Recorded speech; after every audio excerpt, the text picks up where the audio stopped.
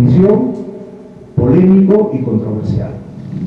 Yo sostengo que afirmar que una teoría es verdadera o falsa es un asunto de experiencia personal. Ahí donde un juez aplica una teoría en desmedro de otra, el juez tiene que estar convencido de que esta teoría es cierta, aporta un grado de certeza mucho mayor que la otra para tomar una decisión justa.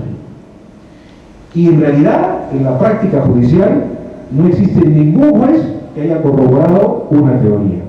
Lo que sí existe es un modo de proceder para tomar decisiones sobre el argumento ad autoritas. Entonces, dicho esto, que puede ser un argumento retórico, plausible, consistente, bueno, pongo el énfasis de la crítica por ese lado y sostengo pues que existe un divorcio entre la teoría y la práctica del derecho. Que existe un divorcio entre la práctica intelectual del jurista teórico y existe un divorcio entre la práctica intelectual del jurista práctico.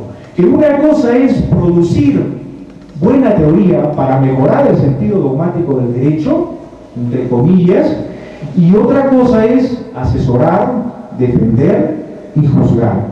Y que ambas prácticas no son necesariamente complementarias. Es más, yo digo que son eventualmente hasta contradictorias. Y entonces, ¿cuáles son las razones para este divorcio entre la teoría y la práctica del derecho? Yo creo que podemos ensayar, por supuesto, una respuesta sujeta siempre a revisión, a enmienda y por lo tanto una respuesta con carácter provisional y transitoria que puede quedar dividida en 4 partes. En primer lugar, a mí me parece que somos herederos de una tradición intelectual que nos ha hecho creer que con relación al derecho le corresponde al filósofo del derecho definir las categorías fundamentales del derecho, inclusive la idea misma del derecho. Las categorías fundamentales del derecho podrían ser sujeto de derecho, acto jurídico, obligaciones, etc. Al sociólogo del derecho le corresponde dar cuenta de cuáles son las causas y los efectos para la modificación de la ley y también para la modificación de la idea misma del derecho. Y esas causas se encuentran en la base de la relación social.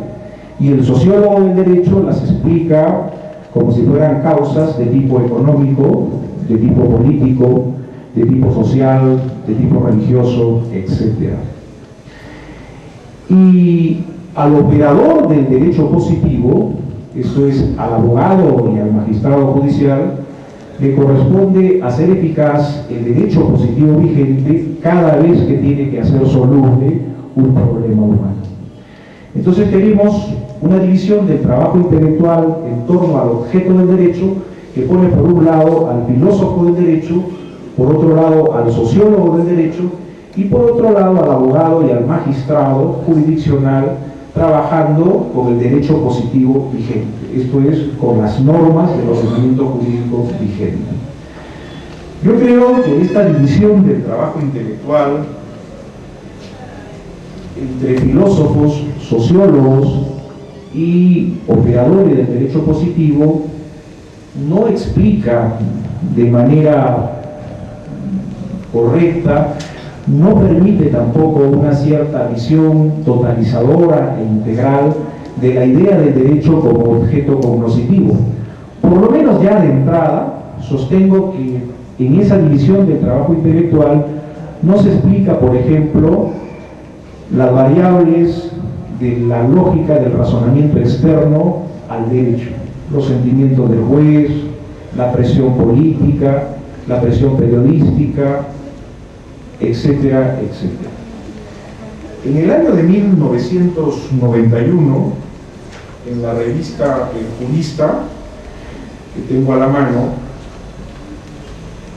pude proponer, a partir de un ensayo titulado Intentos de evaluación teórica de dos racionalidades dominantes en el derecho, Hans Kelsen y los marxistas optimistas, pude proponer en aquella época que una manera de reconquistar una idea del derecho realista sería posible a partir de aplicar una nueva metodología de investigación científica que ha sido propuesta por un filósofo de las ciencias que se llama Imre Lakatos. La metodología recibe el nombre de la metodología de los programas de investigación de Imre Lakatos.